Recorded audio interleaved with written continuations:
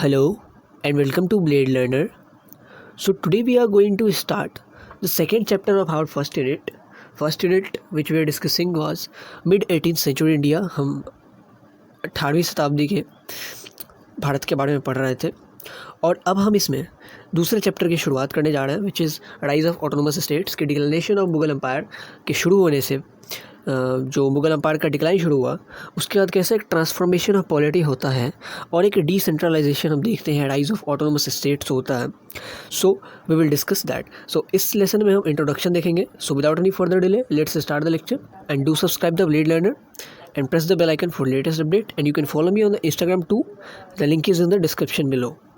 So here the introduction is: inception of decline of the Mughal Empire was followed by a significant event of modern Indian history, that is rise of autonomous states. Mughal empire के declination होते ही, Mughal empire के declination के शुरू होते ही आप देखेंगे कि एक ट्रांसफॉर्मेशन ऑफ पॉलिटी होता है एंड 18वीं शताब्दी के एक नए इवेंट की तरफ इंडिया अप्रोच कर रहा था which was rise of autonomous states. होता क्या है कि जैसे जैसे मुगल सत्ता कमज़ोर पड़ने लगती है वैसे वैसे रीजनल एस्पिरेशंस भारी पड़ने लगते हैं मुगल थ्रोन पे, और इसमें क्या होता है बहुत सारे ऑटोनोमस स्टेट्स उभर के आते हैं. बहुत सारे लोग अपने लिए बहुत सारे प्रीवियस स्टेट जो कि आइदर सब्जुगेशन में थे या मुगल के प्रोविंस में थे या पहले कोई स्टेट्स एग्जिस्टेंस में भी नहीं थे, वो भी through their will power and the prowess अपने लिए ऑटोनॉमी स्थापित करते हैं.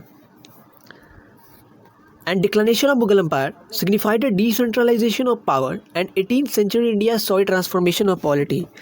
क्योंकि 150-200 सालों तक एक बहुत बड़े एम्पायर ने इंडिया पे रूल किया था, तो अगर उसका डिक्लाइन होना था तो एक आप समझ सकते हैं कि एक कोलैप्स ऑफ पॉलिटी हो सकता था.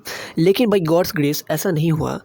कोलैप्स ऑफ पॉलिटी की जगह हमारे यहाँ 18th सेंचुरी इंडिया में ट्रांसफॉर्मेशन ऑफ पॉलिटी हुआ, जिसमें क्या हुआ कि अलग अलग स्टेट्स अपने अपने लिए ऑटोनॉमी सिक्योर करते हैं. चाहे वो स्टेट्स पहले मुगल एम्पायर के सब्जुगेशन में थे या पहले वो स्टेट मुगल एम्पायर के ही प्रोविंस में आते थे या पहले वो स्टेट एग्जिस्टेंस में थे भी नहीं. तो बेसिकली 3 स्टेट्स के बारे में हम पढ़ेंगे कि वो कैसे कैसे पावर का डिसेंट्रलाइजेशन होता है और मुगल अथॉरिटी कमज़ोर पड़ने लगती है और नए नए ऑटोनोमस स्टेट्स जो है अपने खुद से रूल करने वाले, इंडिपेंडेंटली रूल करने वाले स्टेट्स उभर के आते हैं. एंड एक चीज़ मैं आपको बता दूं यहाँ पे, भले ही ऑटोनोमस स्टेट्स उभर के आते हैं, भले ही लोग अपने लिए ऑटोनॉमी की डिमांड करते हैं, लेकिन सारे ही लोग, चाहे वो आप देखेंगे कि जो इंडिपेंडेंट स्टेट्स थे या सक्सेसर स्टेट्स या न्यू स्टेट्स, सारे ही लोगों ने जो सॉवरेन अथॉरिटी मानी वो मुगलों को मानी. यानी कि जो सुप्रीम पावर थी, सोर्स ऑफ लेजिटिमेशन था, वो मुगल ही थे. सो अब हम देखेंगे कि वो कौन कौन से स्टेट्स थे और जो ट्रांसफॉर्मेशन ऑफ पॉलिटी हुआ वो कैसे हुआ, डिसेंट्रलाइजेशन कैसे होता है. सो 3 kinds of states Eros out of that transformation. वो जो ट्रांसफॉर्मेशन ऑफ पॉलिटी हुआ, डिसेंट्रलाइजेशन हुआ, उससे 3 काइंड ऑफ स्टेट्स उभर के आते हैं. And states means autonomous states जो कि मुगलों द्वारा रूल नहीं किए जाते थे, उनका खुद का रूल चलता था, उधर ऑटोनॉमी थी उनकी. लेकिन सॉवरेन अथॉरिटी सब ने मुगलों को माना था, सोर्स ऑफ लेजिटिमेसी सब ने मुगलों को माना ही था. सो उसमें पहला था द सक्सेसर स्टेट्स. ये क्या था? इन स्टेट्स में ये जो स्टेट्स थे जिन्होंने अपने लिए ऑटोनॉमी सिक्योर करी थी वो पहले मुगल प्रोविंस में थे, यानी कि वो पहले मुगल राज्य में थे, मुगल के प्रोविंस माने जाते थे.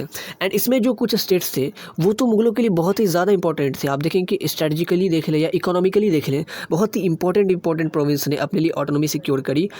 रीज़न क्या था? मुगल एम्पायर कमज़ोर पड़ गया, वीक पर्सनालिटी थी.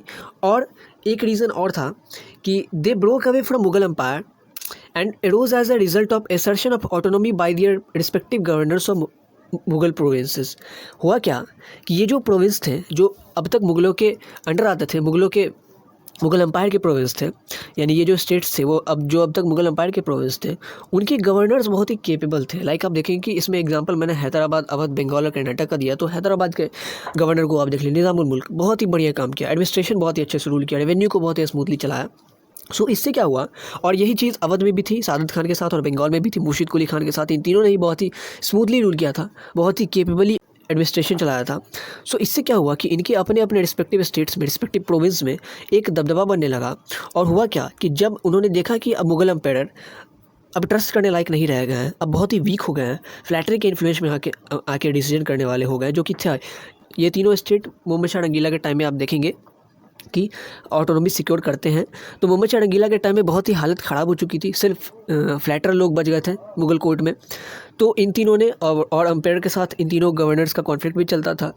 तो इन तीनों ने अपने लिए इंडिपेंडेंट किंगडम कार्व आउट करने की सोची, अपनी ऑटोनॉमी को असर्ट करने की सोची, क्योंकि उनको पता था कि अगर हम करेंगे तो हमें सक्सेस मिलेगी, क्योंकि मुग़ल अम्पायर जो है वो बहुत ही वीक पर्सनालिटी का है, हमें अपोज तो कर ही नहीं सकता। So that's what they did. So they broke away from Mughal Empire and arose as a result of assertion of autonomy by their respective governors of Mughal province। और इस type के सक्सेसर स्टेट्स का example मैं आपको बताऊं, जिन्होंने as a successor state जिनको कहा गया ऑटोनॉमी सिक्योर करने के बाद, क्योंकि वो स्टेट्स पहले मुग़ल प्रोविंस में थे और उनको उनके गवर्नर ने ऑटोनॉमी दिलाई थी थ्रू देयर इंटेलेक्ट कैपेबिलिटी, जो भी कह लें आप। सो इन स्टेट्स में एग्जांपल आप ले सकते हैं हैदराबाद का, अवध का, बंगाल का, कर्नाटक का। और ये चारों ही स्टेट्स बहुत इंपॉर्टेंट है। जब हम आगे मॉडर्न हिस्ट्री में और अंदर जाते जाएंगे, ब्रिटिश सुप्रीमेसी में देखेंगे कि इन चारों स्टेट्स का नाम आएगा ही आएगा।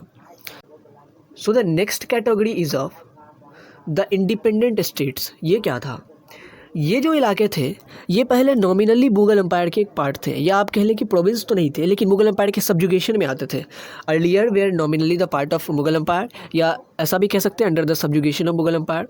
एंड इनके साथ क्या हुआ? They came into independent existence primarily due to the destabilisation of Mughal control over them. हुआ क्या कि जैसे जैसे मुग़ल एम्पायर कमज़ोर पड़ने लगा, तो इन क्षेत्रों पर जो पहले मुग़ल एम्पायर के सब्जुगेशन में थे उनके ऊपर उनका कंट्रोल भी कम होने लगा और डीस्टेबलाइज होने लगा उनका कंट्रोल। सो उसके बाद क्या हुआ? जो फ्यूडल्स वहाँ पे रूल कर रहे थे, जो फ्यूडल्स वहाँ पे पावर एक्सरसाइज कर रहे थे मुग़ल एम्पायर के बिहाफ पे, वो आगे आते हैं और इनको भी ऑटोनॉमी मिलती है, वो भी अपने लिए इंडिपेंडेंट किंगडम कार्व आउट कर लेते हैं। जैसे कि आप देख लें कि मैसूर और राजपूताना, तो ये लोग मैसूर प्रोविंस तो नहीं था मुग़ल एम्पायर का, लेकिन ये सब्जुगेशन में आता था, नजराना दिया जाता था, या आप देख लें कि टैक्स दिया जाता था, तो सब कुछ दिया ही जाता था बराबर।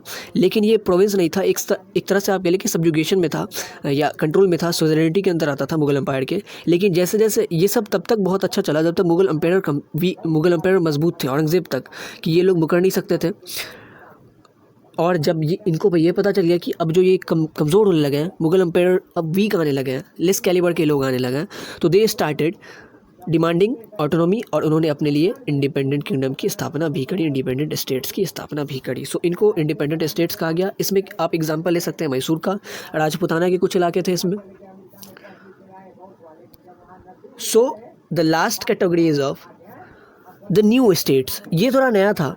ये जो स्टेट्स उभर के आए, पॉलिटी ट्रांसफॉर्मेशन ऑफ पॉलिटी में 3 टाइप के स्टेट्स उभर के आते हैं। सक्सेसर स्टेट्स जो पहले मुग़ल एम्पायर के प्रोविंस थे और अब बाद में ऑटोनोमस स्टेट्स हो गए, उनके गवर्नर ने अपने लिए ऑटोनॉमी की डिमांड करी और सिक्योर भी करा। दूसरे था कि इंडिपेंडेंट स्टेट्स जो कि पहले नॉमिनली मुग़ल एम्पायर का पार्ट थे, सब्जुगेशन में आते थे उसके, उन्होंने भी उनके अपने फ्यूडल्स जो कि मुग़ल एम्पायर के बिहाफ पे पावर एक्सरसाइज कर रहे थे, वो भी अपने लिए ऑटोनॉमी सिक्योर करते हैं, अपने लिए इंडिपेंडेंट स्टेट्स की स्थापना करते हैं मुग़ल एम्पायर से अलग होके।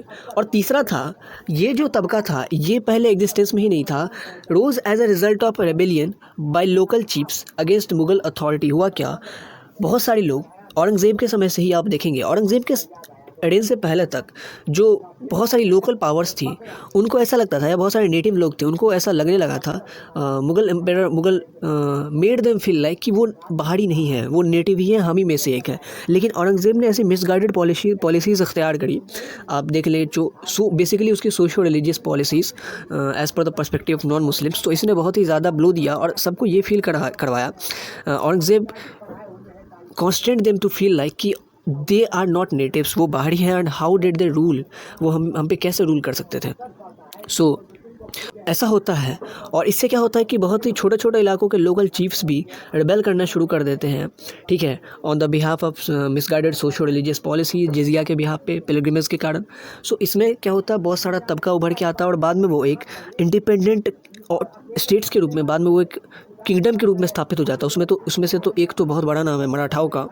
सो इस तरीके के जो स्टेट्स है जो पहले पेपर पे नहीं थे, लेकिन with the decline of the Mughal empire they started building their kingdom and finally secured a mighty one. Finally एक बहुत बड़े किंगडम में तब्दील हो गए। मराठास का आप देख लें कि पूरा अटॉक से लेकर कटॉक तक बिछा दिया था अपना झंडा इन्होंने।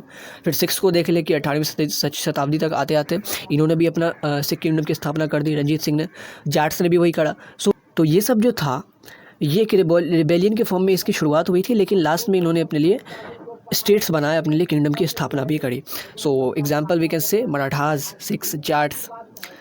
सो हमने यहाँ देखा कि कैसे ट्रांसफॉर्मेशन ऑफ पॉलिटी होता है, मुगल एम्पायर का डिसेंट्रलाइजेशन अब जब होता है तो 3 टाइप के स्टेट्स उभर के आते हैं, ऑटोनोमस स्टेट्स, पहला सक्सेसर स्टेट्स, दूसरा द इंडिपेंडेंट स्टेट्स एंड तीसरा जो न्यू स्टेट्स था, जो पहले पेपर पे नहीं था, पहले एग्जिस्टेंस में नहीं था। कुछ लोकल चिप्स रेबल करते हैं मुगलों के अगेंस्ट, तो उसके कारण उस एवज में एक बड़े किंगडम की स्थापना होती है, like Marathas, Sikhs, Jats etcetera. So that's it in the lesson. Hope you have enjoyed it, and if you have enjoyed, then do press the like button and please subscribe the Blade Learner and press the bell icon for the latest update, and you can follow me on the Instagram too. The link is in the description below. Thank you for watching and have a good day.